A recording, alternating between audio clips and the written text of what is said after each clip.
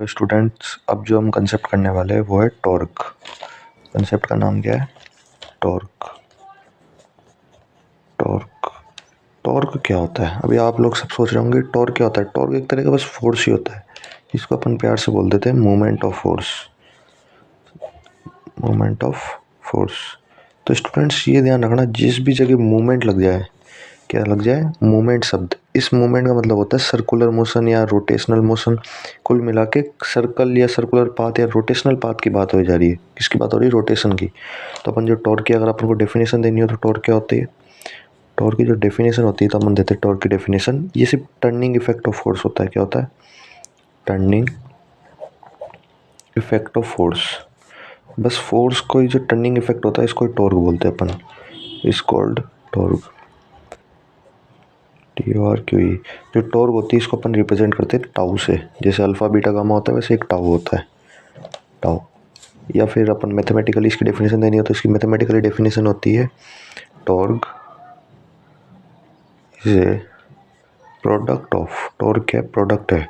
Torque is a product of linear force के लो या फिर फोर्स के लो। फोर्स पर ध्यान रखना, ये फोर्स कौन सा होगा, मैं अभी इधर लिख देता हूँ ना भूल जाओगे। Perpendicular force. कौन सा force? Perpendicular force with its arm length. जो 9th क्लास तक जिसने पढ़ी है उसको तो पता ही होगा कि टॉर्क क्या होता है। फिर मैं आपको बेसिक जानकारी दे रहा हूँ कि टॉर्क क्या होता है। परपेंडिकुलर फोर्स इनटू में आर्म लेंथ। तो टॉर्क का फॉर्मूला के अंदर क्या आ गया? टाउ से रिप्रेजेंट करते हैं परपेंडिकुलर फोर्स।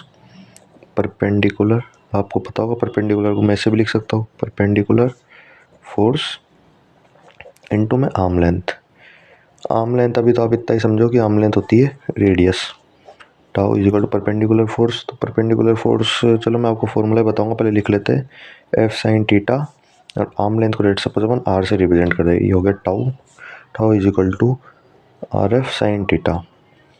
अब जिसने वेक्टर प्रोडक्ट और स्केलर प्रोडक्ट या डॉट प्रोडक्ट क्रॉस प्रोडक्ट जिसने पढ़ रखा है उसको तो पता होगा कि ये ए बी साइन टीटा या आर एफ साइन टीटा कब आता है। मैं आपको थोड़ी बेसिक जानकारी देता हूँ। जब ए वेक्टर और बी वेक्टर, जब दो वेक्टर के बीच में अपन डॉट प्रोडक्ट करते हैं या फिर स्केलर प्रोडक्ट करते हैं तो हमको ए बी कोस थीटा मिलता है। लेकिन जब दो वेक्टर्स के बीच में अपन करते हैं क्रॉस प्रोडक्ट, जिसको अपन कौन सा प्रोडक्ट बोलते हैं? वेक्टर प्रोडक्ट, तो अपन को मिलता है A B sine theta dot n cap. कुल मिला के अभी तो आप इतना समझो, अपन को ए बी साइन टीटा मिलता है, इधर भी ए बी साइन टीटा मिल रहा है, तो ये टाउ भी क्या होगा? R vector cross F vector होगा। ध्यान रखना, ये डॉट और क्रॉस से बहुत ज़्यादा अंतर आ जाता है। देखो चलो मैं आपको समझाता हूँ ये फॉर्मूला कैसे आया। अपन लेट सपोज कर लेते हैं ये एक क्या है, एक रोड है। ये एक रोड है, ये एक साइड से क्या है? फिक्स है, इधर से अपन इसको हिला नहीं सकते। ठीक है, यहाँ से क्या है? फिक्स है। इसको अपन बोलते हैं एक्सिस ऑफ रोटेशन। अभी बताएंगे एक्सिस ऑफ रोटेशन क्या होती है, जिस एक्सिस के अलोंग वो ऑब्जेक्ट रोटेट होता है। देखो मैंने यहाँ से इसके ऊपर एक फोर्स लगाया, ध्यान रखना फोर्स अपन लगा रहे टेढ़ा थोड़े एंगल पे। ये एफ वेक्टर लगाया, तो आपको पता है जब भी एफ किसी पर एक्सिस पे ना कर किसी एंगल पे आए तो ये कंपोनेंट में टूट जाता है। ये इधर बना रहा है थीटा एंगल, तो इसके कंपोनेंट हो जाएंगे, यहाँ पे एक कंपोनेंट हो जाएगा, ये भी थीटा तो ये भी थीटा। तो जिस एक्सिस पे थीटा आता है वो तो कहलाता है इसका हॉरिजॉन्टल कंपोनेंट, जिसको अपन रिप्रेजेंट करते हैं एफ कोस थीटा से। और ये वाला कौन सा होता है? परपेंडिकुलर कंपोनेंट या वर्टिकल कंपोनेंट, जिसको रिप्रेजेंट करते हैं एफ साइन थीटा से। इधर लिख देता हूँ मैं एफ साइन थीटा। और लेट सपोज कर लेते हैं ये डिस्टेंस कितनी आर। तो देखो इस टॉर्क का फॉर्मूला क्या देखा था अपन ने? Torque is a product of perpendicular force with its arm length. तो परपेंडिकुलर फोर्स कौन सा है? एफ। बताना आप मेरे को कि एफ कोस थीटा है या फिर एफ साइन थीटा है। तो आप सबको दिख रहा होगा एफ साइन थीटा इसके परपेंडिकुलर डायरेक्शन में लग रहा है, तो एफ साइन थीटा हो गया परपेंडिकुलर फोर्स और आर्म लेंथ हो गई आर। तो ये टॉर्क हो गया। अब आप लोग सोच रहे होंगे कि इस जगह से मैंने फिक्स कर दिया है, अगर हम इसको फिक्स ना करें और दोनों तरफ से फोर्स लगाए तो फिर वो भी क्या टॉर्क होगा? जी हाँ, तो उसमें फिजिक्स में इसको अपन बोलते हैं टॉर्क बाय कपल। ये कपल वो नहीं जो आप समझ रहे हैं, पर ये टॉर्क बाय कपल का मतलब क्या होता है फिजिक्स में आपको मैं बताता हूँ। देखो पहले इसकी डेफिनेशन करते हैं फिर मैं आपको बताऊंगा। पेयर ऑफ टू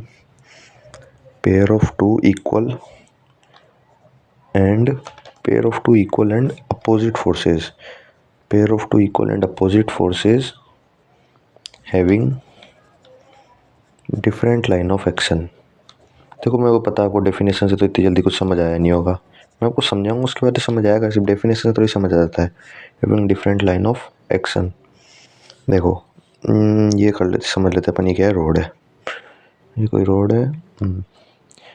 देखो मैंने इधर से एक फोर्स लगाया, एफ फैक्टर या एफ कह लो, एफ फैक्टर लगाया, इधर से फोर्स लगाया एफ फैक्टर, क्योंकि इक्वल फोर्स है तो ये भी एफ फैक्टर तो ये भी एफ फैक्टर है।